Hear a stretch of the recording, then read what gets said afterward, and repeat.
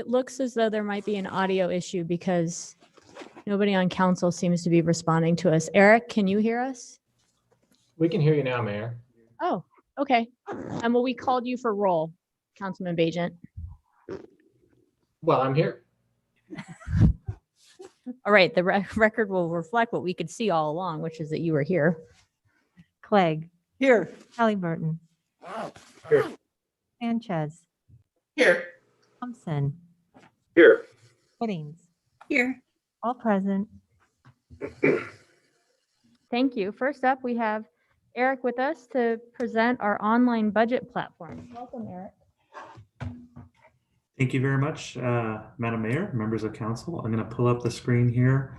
And if Kyle is available, he was going to lead us off. If he's not here, I can Oh, walk sorry, through. I didn't realize that. Go ahead. I'm not sure if I see Kyle on here. If not, we were going to co-present this item. Maybe not seeing Kyle, I'll kind of go through it. We're very excited this afternoon to basically announce the launch of our open budget platform. This is something that we've been working towards for quite some time, and really this represents kind of a continuation of making the budget more accessible for the community. So we have an online tool that we're going to walk through, and I'll just do some introductory comments before I actually show the tool or show some of the functionalities of the tool. As I mentioned, this is kind of a continuation of our effort to engage with the community and be very transparent.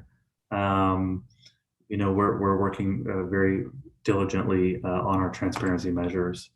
There are a number of data transparency tools that are currently available and dashboards that are available for public consumption. One of those being the Boise wastewater dashboard. I have a depiction here, and if Kyle hops on, he might be able to provide a little more context around a couple of these slides. Eric, this is Kyle. I'm present now if you need anything. Kyle, if you want to do your portion here, and then I'll hop into the budget piece, that would be great. Yeah, thanks, Eric. Madam Mayor, council members, my apologies. This is the joys of having your children at home as things blow up right before meetings. But I think Eric really prefaced this really well, right? One of our main strategic priorities as a city is that we engage everyone. And transparency is a critical part of that. And this work that Eric is talking about today is really all about data transparency. And I really do think that by providing user-friendly information to the public, we're really enabling a conversation with our residents about the future of our community. So I think it's really important that we do that. Next slide, Eric. Eric mentioned, you know, we've done a number of things and put a lot of effort towards data transparency over the last 6 months. This is one example of that, the wastewater dashboard, which shows our test results around wastewater and COVID-19. And actually this COVID-19 data page is, I think, the 10th or 11th most viewed page on our website. So it's pretty well used. People are really taking a look at it often. Next slide. And of course, as you all know, back in November, we also published a couple of dashboards related to police data. Next slide. But as Eric mentioned, really today is all about the new web-based budget tool that's set to launch tomorrow. You know, thanks to the budget team, we already have really robust budget information available via the budget book that comes out every year. But the downside of that is it's a pretty lengthy document and it's static. And we think this new tool will be much more user-friendly. It's dynamic. It allows folks to drill down into the data and find what they need. So with that, I'll pass it back to Eric, who will talk a little bit more about the tool. Thanks a lot, Kyle. And again, I'll just, before I go into it, mention this kind of excitement around this. This really does represent a continuation of some of the work that we've done. And while our budget, as Kyle mentioned, is rather lengthy, you might recall that we did take some measures over the last year to try and make our budget document more accessible. We reduced its length from approximately 300 pages to right around 100 pages. we expect to continue with that approach going forward. There has been a lot of discussion around transparency as it relates to budget and financial information at the statewide level. In recent months, there was a subcommittee working over the summer, working on property taxes at the state legislature. One of the things that they had talked about was, making data more available for various city residents across the state. And we were very proud to say we're working on this already, and we anticipate launching this tool at the very beginning of the year, and that's why we're here today. There are a number of things that are available or will be available when this tool is officially launched and available on the website tomorrow. And I'll hit on some of those items, some of the future additions, and then walk through some of the functionality. Tomorrow, there will be views into budget and actual spending. So the public can readily drill in and see how resources are being used in almost real time. Views into our citywide revenue and departmental revenue, and I'll explain the difference in just a moment about those. A separate view into all of our internal transfers and reimbursements and areas where we're moving funding from one place to another, and a view into our staffing levels. We anticipate this budget platform expanding over time with certain items included, including capital budget, vendor payments, position costs at the position level, and then an overview of our internal cost recovery from enterprise funds at some point as well. So tomorrow, in that first view of budget and actual spending, the public will be able to see all of our operating expenditures. They'll be able to sort those operating expenditures at the department level, the fund level, department and fund, and then spending category. At the citywide revenues, they'll be able to view all of those. And when I say citywide revenues, I'm speaking to those revenues that are not directly associated with a particular department. A good example of that would be our property tax or sales tax. There will be a view into all of our departmental revenues, so those revenues that are attributable to departmental operations, and you can view those at the department and the fund level. Examples of those would be our parks and recreation fees, planning and development fees, so on and so forth. We'll have a view into all of our internal transfers and reimbursements, which again represents the movement of funds between departments or between various funds. And then we'll have a view of our staffing levels, showing current and historical FTE counts by department and fund. So the tool, upon launch, is going to have a lot of nice features for users. It has a very simple navigation. It's very intuitive. Once you go into it, it's pretty easy to maneuver around. There are help features. You can see a graphic of that included on this slide. You hover over that question mark, and there will be tools available to help you find what you're looking for.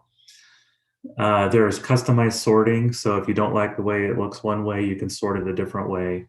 There is kind of a drill down functionality. So you might focus first at those levels that I outlined on the previous slide, but you can click into deeper and deeper levels to get more and more information. This tool allows for easy exports into Microsoft Excel. This will be nice for folks in our community that really want to dig into the details. We often get public records requests, and while we're very happy to support those requests, this might make things a little quicker for community members who have very specific financial requests of staff. There is prompts within the system that would allow folks who are using it to identify either additional features they'd like to see included down the line, or feedback or issues that they're having accessing a certain thing. And we're going to be updating this information each month. So to see what this kind of looks like is there's going to be various presentations. So because people like to see things differently. So we'll have information available in a bar chart form. We'll have information available kind of in sunburst charts. So you can toggle and select the view you'd like to be able to see. We'll have number columns for members of the community who would like to see just the numbers and not see it in a graphical presentation. And then we'll also have line charts available so you can see historical information and how certain data points have performed over time. As I mentioned, we do anticipate this being made available to the public tomorrow. It's going to be available on our budget and financial management site. We'll also have a link to it on our data transparency site. And we anticipate, at least in the early phases, having this information linked from the main City of Boise website as well. That concludes my prepared remarks, but I'd be happy to stand for any questions that the council might have on this. Madam Mayor. Yes, go ahead. Hi, Eric. Thank you for this. It's going to be really neat to be able to even drill down in these things a little bit more interactively, even as a council member. So I appreciate that. You brought it up earlier that the legislature is looking at some budget transparency legislation. How would this tool interact with what potentially could come down from the state as far as mandating this kind of transparency? Thank you very much. That's a great question. The state is still working through what that could look like. But what I think the spirit of what the state is contemplating is having one central place where cities, counties report all their information in, and within one website held at the state level, you could look at how much police spending is, how much fire spending is, and various other functions. The data that's being housed and being displayed within this system ideally would be able to be transferred right over to the state, and they'd be able to use this seamlessly. So they haven't outlined all the parameters of what they're looking at, but in our discussions, this seems to align nicely with what they're looking at. The timing of when something like that might be in play remains to be seen. So we're excited to be able to launch this now. Madam Mayor, just one follow-up. Eric, and maybe Kyle is going to answer this. Is this like a third-party piece of software that we purchased, or is this something that was developed in-house? Thank you, Council Member. We're in the midst of implementing a budget software for our internal budget development process. This particular platform is an add-on to the software that we're using. So it hooks right into our real-time budget information, but it wasn't a homegrown system. It's something that we're subscribing to. Very cool, thank you. I think as far as what the legislature is talking about having us do and what we're already doing, this could be a really great model for them to potentially adopt at the state level to provide that information on a broader scale. So thank you so much for leading on that. Thank you. Madam Mayor? Yes, go ahead. Yeah, thank you, both of you. This is really outstanding work, and it really shows Boise's commitment to openness and transparency. And I felt like we were already ahead of the game in comparison to some of the other levels of government, other cities and counties in what we were providing. So this is really, really good stuff. And just really a strong sign from a government body that we want to provide every bit of information regarding our budget to the citizens. The only question I had is, out of the gates, how far back will the information go for those bar charts that compare previous years? Thank you very much for the question, Council Member. Out of the gates, we're going to go back to fiscal year 2016. Thank you. Madam Mayor? Sure. Why don't we go with the Council President Pro Tem and then the Council President? Okay, go ahead, Councilmember Sanchez. Thank you, Madam Mayor. So here's my question about this. I think this is it's great. Anything we can do to facilitate getting information to the public is wonderful. Just to understand this a little bit better. So once this gets going full bore, this is something that we're going to be able to access through the state, or will that be in addition to folks being able to access this directly through the city? Thank you, Council Member, for the question. This will be immediately available through the city. The state discussion was they're looking at mandating cities across the state reporting information that would be available in a central website. Remains to be seen if and when that would occur. And if it does, this information would align nicely with what they're looking towards. But it would be housed most definitely on the City of Boise website. Okay, just a quick follow-up, Mayor. That's good to hear, because I know with the change in, for example, reporting candidates' financials, we had a pretty easy system, transparent system on the city website where folks could just have a few clicks and they would have information about people's financial reports. Now I believe it's housed through the state, and you have to do a records request. It's much more onerous than it was. So I just wanted to point that out, that so far, in an effort to be more transparent, that's actually more onerous and less transparent. So I hope that doesn't happen with us moving forward, but I feel better knowing that we'll still have that access through our website. Thank you, Eric. Thank you. Go ahead. Thank you, Madam Mayor. Eric, does this software have any scenario planning tools in it? In other words, as we go forward, will we be able to use it to think about ways that we might want to work in the future in terms of budget changes? Council President, this software does not include any scenario planning. However, it does include the ability to export information into Excel. So if there was a desire to pull information and create scenarios from the raw data, that most definitely does exist.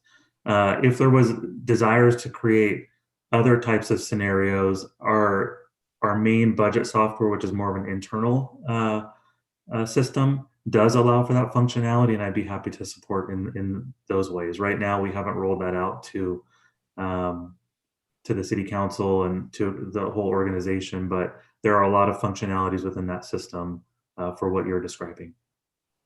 That's great to hear, and that would be helpful. Follow up, if I might.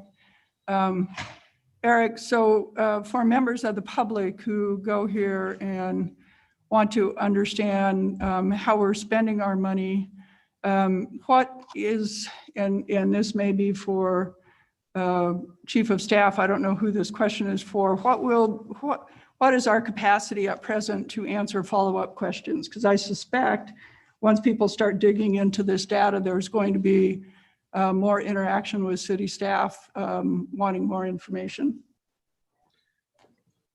And I'll take a stab at an answer, and if other folks want to add on. The City of Boise, I mean, the budget office answers a lot of questions currently that, and answers a lot of public records requests for specific data points and translation about how this thing works or that thing works. We're positioned to support those requests going forward. And there is an opportunity for people using this system to ask those questions. I'd anticipate that we'd be able to respond to those questions. Super, thank you. Thanks.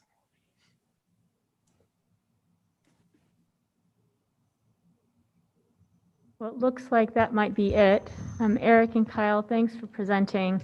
I really look forward to seeing this rolled out tomorrow. It's something that we've all been waiting for. I guess now we're in a new year. Last year, we all discussed it quite a bit as a potential idea when we were going through our budget last year. So really appreciate the work that you've done to put this together and look forward to using it myself and then hearing from the public as they begin to use it. Thanks so much. Thank you. Okay, next up we have Carl. Yeah, Kyle was with us last time, sorry. Carl, is Carl with us? Oh, there you are, perfect. To discuss the work plan for next year's public art, or this year's fiscal year 21 public art. Mayor, members of council, thank you for the opportunity to present. I'm going to share my screen and my presentation. So I am here today seeking an approval of the fiscal year 21 public art work plan. So in this year, we received a $90,000 allocation to the General Percent for Art Fund. A majority of those funds this year are being used to support the completion of a number of projects. For a lot of the larger scale projects, we have to hire a separate vendor to provide a public works license and installation services to coordinate between us and the selected artists. And based on, we had planned to install a number of projects in fiscal year 2020, ran into some issues around COVID and increased construction costs. And so the allocation is largely being used to support a number of in-process projects, which I'll touch on a little bit later. As well, we're continuing to fund a lot of our annual emerging level artist projects, such as the Traffic Box Program, Linen District Fence. As well, this year we are re-engaging our partnerships with, or re-energizing our partnerships with the enterprise fund departments, so airport and public works. We're currently in planning processes with both departments to outline a plan for spending strategies, project locations, priorities, both for efforts to include with the expansion of CIP projects at the airport, and with the additional funds coming through public works with the water renewal fund. We also have a number of special efforts surrounding the Percent for Public Art Ordinance. I'll go right into that. So fiscal year 21 will be the 20th year anniversary of the Percent for Public Art Ordinance passing. So the ordinance passed on March 6th of 2001. And that date this year, as the 20th anniversary, will serve to celebrate the landmark passing of that ordinance, and use that as an opportunity to engage the community in a number of different ways. So one, looking a little bit more internally, we'll look to potentially clean up some of the language in the ordinance. I acknowledged this last year in my presentation to council that there are some items in the language of the ordinance that need to be cleaned up to reflect the current budget cycles, just to ensure that it is in good standing. As well, we want to, I think, look at that to ensure that we're on a good standing for the next 20 years moving forward with the ordinance. Along with those efforts, as staff, we've begun to draft an update to the program overview. So pictured as the 2009 document that was drafted. This document serves as a sort of accessible, transparent look at the process, collection practices, collection profiles, partnerships, essentially just how we run the business in the public art program. So we're updating that document to update the history of the program, current processes and practices, overviews of the various collections, and profiles of program partners and stakeholders. With all of these updates, the intent is that, and to partner with the plans that are being developed for the enterprise departments, and their funds, we're intending to roll out later in the summer and into fall of next year a planning process for the general Percent for Art funds. This will help us to engage the community to envision the future of the public art program. So again, looking to priorities for types of projects, updates to process, locations. And so really this will be a community-led effort that will first start into listening sessions and collecting feedback and data that will help to inform the writing of that plan into fiscal year 22. Some general notes on project management for this year. We currently have 16 in-process projects spanning from large-scale capital projects to smaller, maybe sometimes more temporary, emerging level artist projects. We're working with funding provided through the general Percent for Art funds, both enterprise funds, the CCDC Capital Improvement Plan, and the Neighborhood Investment Program. We have a variety of partners, including the airport, internal partners, airport, public works, parks, Capital City Development Corporation, various neighborhood associations, community organizations, and of course the artist community. I've included just a schematic drawing. We're working through a lot of our projects are in the phase of having design approval, going into engineering and preparing for the logistics surrounding the construction efforts to install those works. So there's a schematic drawing for a project in the central addition, which will serve to celebrate the history of that district. Madam Mayor? Yes, go ahead. Thank you. Carla, thank you. Can we go back one slide, please? Of course. So the project partners that you've got listed, the neighborhood associations, I just have a question about that. Do we rely on neighborhood associations to reach out to partner with us on projects, or are we trying to ensure that we partner with every neighborhood association at some point? Madam Mayor, Councilmember Sanchez, thanks for the question. We tried our best to be proactive in when we do identify a project location and funding availability and begin into that initial stage of drafting an artist RFQ or RFP. We always convene a community-based selection committee and do our best to include, we reach out through the neighborhood associations, but they either have the option to identify a member from the organization or just a member at large. So we always look to have location-specific stakeholders as part of those selection committees. Okay, great. If there's a possibility for us to, I don't know if we already have that, where we identify maybe neighborhoods where they could use some art, maybe that's some partnerships that we could initiate. Madam Mayor, Councilmember Sanchez, yes, that's the Cultural Master Plan passed in 2017 does outline that as a specific goal to look further beyond, particularly the downtown core for investment for public art. And while we've taken steps to move in that direction, we're hoping this this new planning effort upcoming will help to engage, specifically neighborhoods or areas in the city that are identified for, being in need of cultural investment or public art. Great, thank you, Carl. Madam Mayor. Yes, go ahead. Thank you. While we're stopped here, Carl, if I could just comment on that or ask a question as well. Gosh, 10 years ago, we began reaching out to work in neighborhoods and outside of downtown. And we did that both through the Parks Department and through our neighborhood reinvestment grant process. Is that still occurring? I assumed that was still happening. Madam Mayor, Councilmember Clegg, that's correct. I have been in conversations actually all through the application process for the NIP with various neighborhood associations, working to identify potential locations, project types, recommend funding for the inclusion of those applications. And so, yeah, the NIP program definitely plays a big role in outreach, communication, engagement with various neighborhood associations, aside from any discrete projects that we might initiate and then include neighborhood members on. Okay, I'm glad to hear that's still happening. Thank you.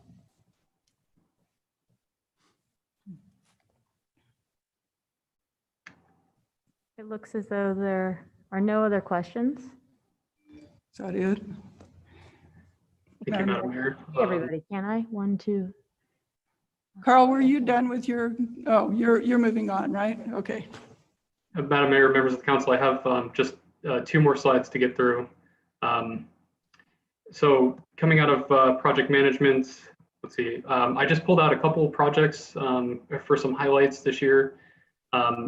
In the memo that I provided, there's a breakdown of funding, location details, descriptions of all of the 16 projects that we have in process. I pulled these projects out just for a quick highlight. These are a couple of the larger projects we have. We're anticipating an installation for Transitions, which has been designed by Sari Ida and Jonathan Russell of Ride Art.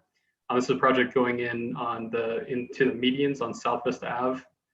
It's been quite a lengthy process, and we're anticipating an installation in April of this year. And those works are pictured here to the right.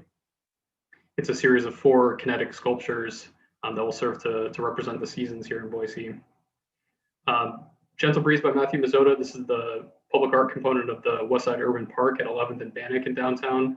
The project is moving along great, and we're planning for a May installation that will align with an anticipated completion of the park in I believe July at this point.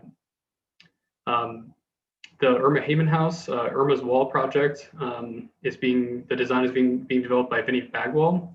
We anticipate seeing a design concept come in this month and taking that design out for public feedback, and then final design approval in February. Again, that project is aligning well with the construction efforts that are starting to happen at the house.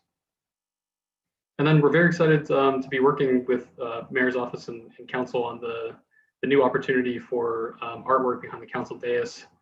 And so we had a call that went out late fall, and we received a number of applications and are just in the process of going through a selection.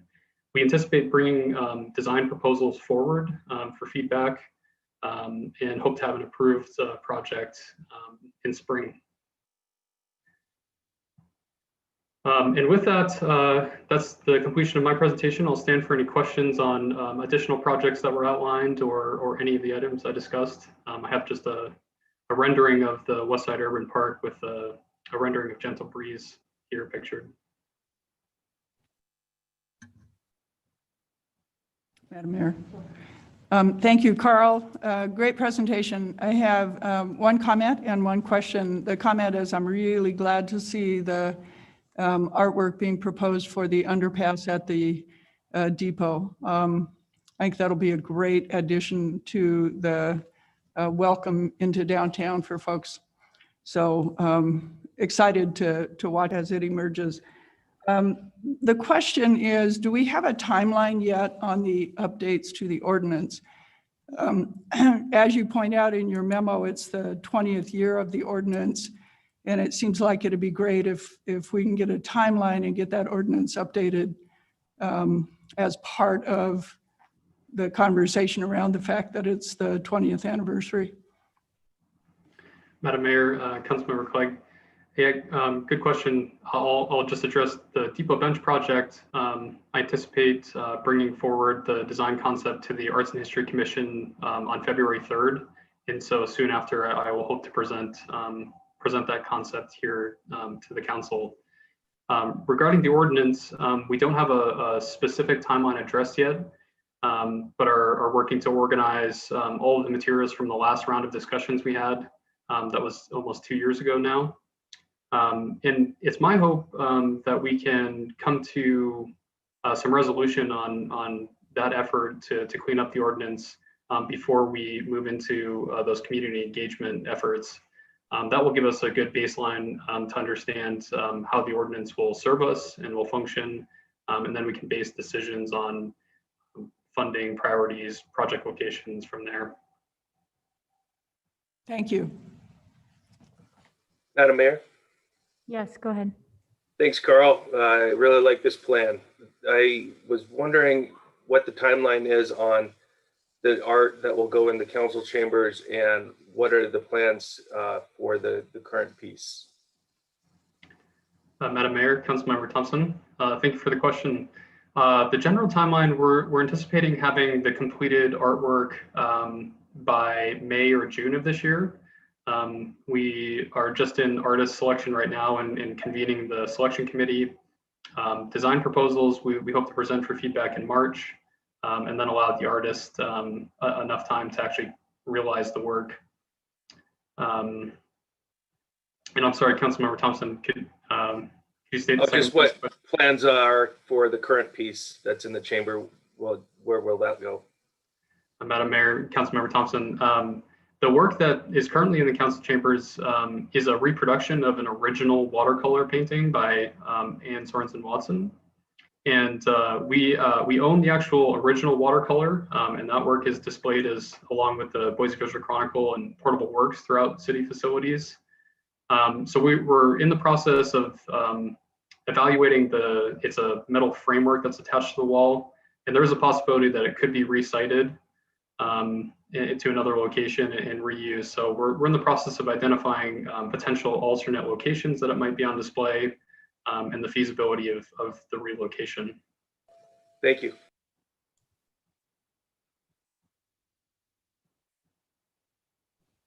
All right. Well, with that, Carl, thank you very much for joining us today. So that was the last item on our agenda. We do not have an executive session, so we will reconvene this evening at 6 o'clock. Thanks all.